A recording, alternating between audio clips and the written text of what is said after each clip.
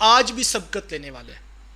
حضرت علی المرتضیٰ رضی اللہ تعالیٰ عنہ فرماتے ہیں اس سے مراد وہ لوگ ہیں جو نماز میں مسجد کے لیے پہلے آ جاتے ہیں، جو آج مسجد میں پہلے آ جاتے ہیں، حضرت علی فرماتے ہیں کل جنت میں بھی وہ پہلے ہوں گے۔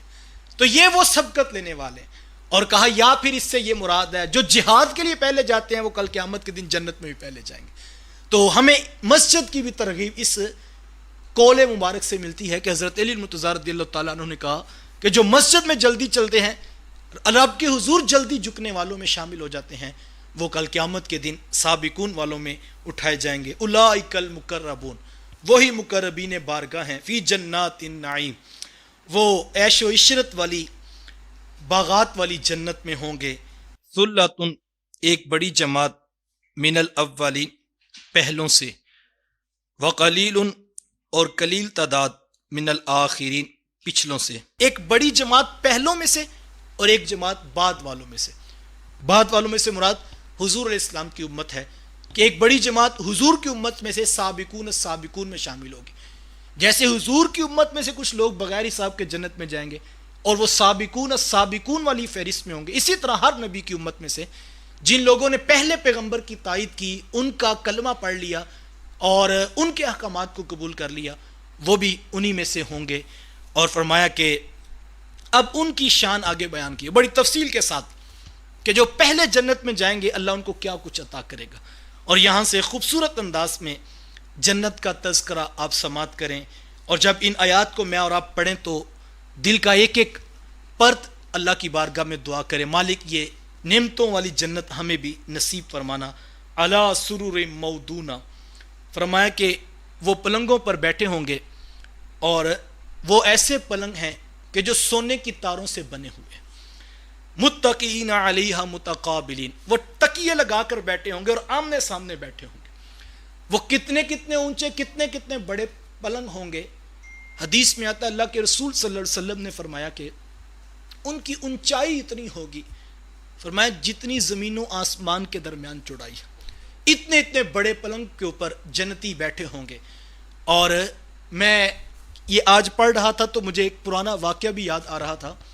میں ایک گھر میں گیا تو پرانی بات ہے، تو ان کا بیڈ بڑا اونچا تھا، معمول سے زیادہ اونچا تھا، تو ساتھ میں 4 سٹیپ تھے اور ان کے اوپر چڑھنے کے بعد وہ بیڈ پر بیٹھتے تھے، عام ڈائریکٹلی بندہ نہیں چڑھ سکتا تھا۔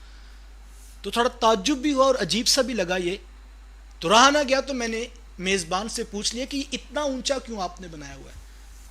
تو وہ کہنے لگے یہ جو ہے وہ ہمارے علاقے میں سٹیٹس سمبل سمجھا جاتا ہے کہ جو امیر آدمی ہوتا ہے اس کا بیڈ اونچا ہوتا ہے، تو 4 5 6 فٹ کا اونچا ہوگا جس کے لیے 3 یا 4 سٹیپس تھے۔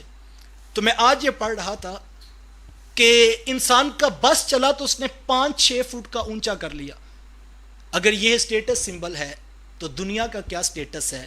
یا سٹیٹس تو کل اس کا جنت میں ہوگا کہ جس کا بیڈ جو ہے وہ رب فرماتا ہے، اللہ کے رسول فرماتے ہیں 500 سال کی مسافت کے اوپر ہوگا، اور 70 ہزار حضور میں بستر اس کے اوپر لگے ہوں گے، اور جب جنتی اس کے اوپر بیٹھے گا فرمایا کہ متقین علیہا متقابلین، وہ آمنے سامنے تکیے لگا کے بیٹھے ہوں گے، جنہوں نے ساری زندگیاں حلال کمانے میں گزاری، جنہوں نے نظروں کی حفاظت کی، جنہوں نے خوف خدا میں، خشیت الہی میں زندگیاں گزاری۔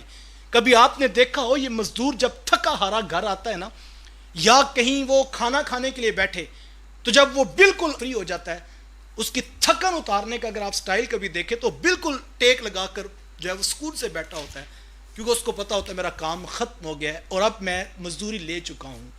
فرمایا متقین علیہا متقابلین، جنہوں نے ساری زندگیاں تقوی سے گزاری ہوں گی، راتوں کو اٹھ اٹھ کر رب کو یاد کیا ہوگا، احتیاط کے ساتھ زندگیاں گزاری ہوں۔ کل یار وہ قرآن کہہ رہا ہے وہ ٹیک لگا کر بیٹھے ہوں گے اور وہ پھر آمنے سامنے بیٹھے ہوں گے۔ اللہ اکبر۔ اور آگے سنیے قرآن کا انداز، یطوف علیہم ولدان مخلدون، ان کے ارد گرد خدام چکر لگا رہے ہوں گے، وہ ٹیک لگا کر بیٹھے ہوں گے آمنے سامنے۔ ذرا تصور کریں 500 سال کی مسافت پر اتنا اونچا بیڈ، اور پھر اس کے اوپر متقی ایک دوسرے کی طرف دیکھ رہے ہیں اور ٹیک لگا کر بیٹھے ہیں، اور ان کے گرد خدام جو ہے وہ چکر لگا رہے ہیں۔ کتنے خدام؟ 10 20 30 40۔ آج کوئی بڑا امیر ہو وہ کہتا ہے میں نے 200 ملازم رکھے ہوئے ہیں، کسی کے فیکٹری کے اندر بھی ہو تو کہتا ہے جی 2000 بندوں کو تو میں تنخواہ دیتا ہوں. بڑے ملازم ہیں یار جس کے 2000 ملازم ہو. اللہ اکبر. سنو جو کل قرآن کہتا ہے جو چکر لگا رہے ہوں گے ایک جنتی کے گرد. میرے حضور فرماتے ہیں جو سب سے ادنا درجے کا جنتی ہوگا اس ایک جنتی کو اللہ 80,000 غلام عطا فرمائے گا. 80,000 غلام اس کے گرد حکم کے پابند ہوں گے.